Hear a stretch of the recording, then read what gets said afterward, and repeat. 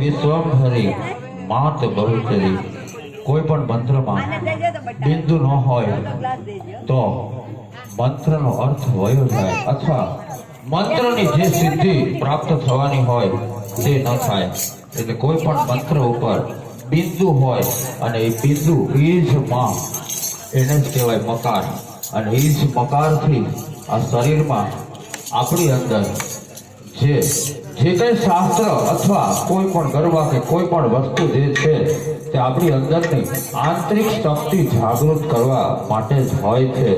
એટલે એ બિંદુ હોય ત્યાં ઝટકો મારવો પડે અને ઝટકો મારો તો જેમ ફોનમાં વાઇબ્રેશન આવે અને ફોનમાં ધ્રુજારી આવે એમ મંત્રની ઉપર મકાન ન હોય તો શરીરમાં વાઇબ્રેશન ન આવે અને તેનું જે ફલ મળવાનું હોય તે પ્રાપ્ત ન થાય.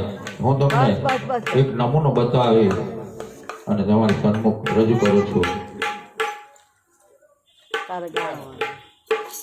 ખાલી ઓમ બોલું, ઓમમાં પાછળ મ આવે અને માતાના મુખમાંથી જે પ્રથમ ધ્વનિ નીકળ્યો હતો તે ઓમ જ નીકળ્યો હતો. ઓમમાંથી મોટી પ્રચંડ ધ્વનિ થઈ અને એમાંથી નાદ થયો, નાદમાંથી શબ્દ થયો, શબ્દમાંથી બ્રહ્મ થયો અને બ્રહ્મ થવા પછી આ જગતનું સર્જન થયું. એટલે જે હું તમને માતાના મુખમાંથી ઓમ નીકળતા જે પ્રચંડ ધ્વનિ થાય છે તે તો આપણે જોઈ નથી કે સાંભળી નથી, પરંતુ આ ઓમ બોલવાથી બોડીમાં કેટલું વાઇબ્રેશન આવે કે તમારી નજર સન્મુખ આ બધું માતાજીની કૃપાથી એની અંદર જ્યારે તમારું સમર્પણ થાય અને તમે જ્યારે આ મંત્ર સિદ્ધ થાય ત્યારે આ વાઇબ્રેશન આવે છે. અને એટલા માટે મનને બાંધવાનું યંત્ર એટલે મંત્ર.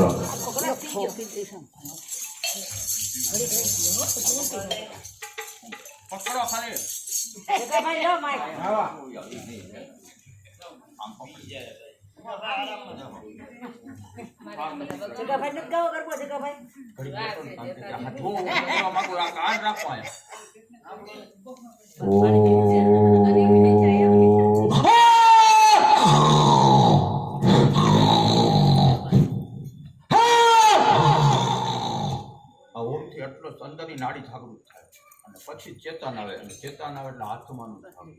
ત્યાં સુધી આપણું મન જાગે છે. એટલે મન વાતો કરે, मन साले माया के साथ बंध जाता है, इसीलिए बहुत परेशान रहता है. मन बंध થાય ને તો તન બંધ થાય, મન અને તન બંધ થાય તો આત્મા જાગૃત થાય અને આત્મા જાગૃત થાય તો પરમાત્મા હારે સંવાદ થાય, પરમાત્મા હારે સંવાદ થાય તો જીવન કેમ જીવાય એ શીખવા મળે. એટલે જ્યારે આવો ગરબા ચાલુ હોય કે શાસ્ત્ર ચાલુ હોય ત્યારે વાતું ન કરવી, જે પકડવાનું છે એ પકડી લ્યો. વાતું તો કરવા માટે ઘણો બધો સમય છે. આ 3 કલાક પૂરા થાય પછી બેઠો જેટલી વાતું કરવી એટલી કરી આપણે. જય મહાકાલ. ત્યારે પકડવાનું ત્યારે પકડાતું નથી. આ એક વાત શ્રીમદ ભાગવતની પણ હું કરી દઉં. શ્રીમદ ભાગવત છે એમાં ધુંધુકુમારની વાત આવે, તમે બેઠડી ત્યારે ઘણી બધી વાત કરી હતી પણ એક લાઈનમાં હું પૂરી કરી દઉં કે જે ધુંધુકુમાર માટે ગોકર્ણજીએ શ્રીમદ ભાગવત સપ્તાહનું આયોજન કર્યું હતું ત્યારે નારદ મુનિએ કીધું હતું કે જે વ્યક્તિ શ્રીમદ ભાગવતનું શ્રવણ કરશે તેને ભગવાનના દૂત વિમાન લઈ અને તેડો આવશે. તો શ્રીમદ ભાગવતનું આયોજન કરવામાં આવે તો 7 દિવસ પછી ધુંધુકુમાર ખૂબ જ દિલથી કથાનું શ્રવણ કરતો હોય છે. તો તેના માટે ભગવાનના દૂત વિમાન લઈ અને પટાંગણમાં વિમાન ઉતરે છે અને ધુંધુકુમાર દિવ્ય પુરુષ થઈ જાય છે અને તેને વિમાન લઈ અને સ્વર્ગમાં જતા હોય છે. ત્યારે ગોકર્ણજી જેણે આ શ્રીમદ ભાગવતનું આયોજન કર્યું હોય છે તે પૂછે છે કે શ્રીમદ ભાગવત કથાનું આયોજન મેં કર્યું અને બધા જ લોકોએ કથા સાંભળી તો મારી માટે અને દરેક બેઠા એની માટે વિમાન કેમ ન આવ્યા? ત્યારે દૂત બોલ્યા કે તમે જે શ્રીમદ ભાગવત કથાનું આયોજન કર્યું તેમાં તમે તો હે ગોકર્ણજી કે હજી તમારે આવી ઘણી બધી શ્રીમદ ભાગવત કથા કરવાની છે અને લોકોને જાગૃત કરવાના છે.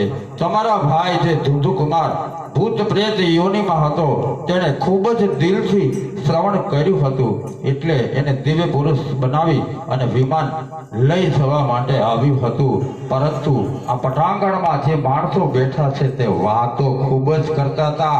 શ્રીમદ ભાગવત કથાનું શ્રવણ તેને સરખી રીતે કર્યું નથી, એટલા માટે તેના માટે વિમાન આવ્યા નથી. તો આપણને વિમાન લેવા માટે આવે એટલા માટે જ્યારે સત્સંગ થતો હોય ત્યારે વાતું ન કરવી. પછી તમારે વિમાનની બદલે આ બજારમાં જ ગરમી ખાવા રખડવું હોય તો વાતું કરો. જય મહાકાલ.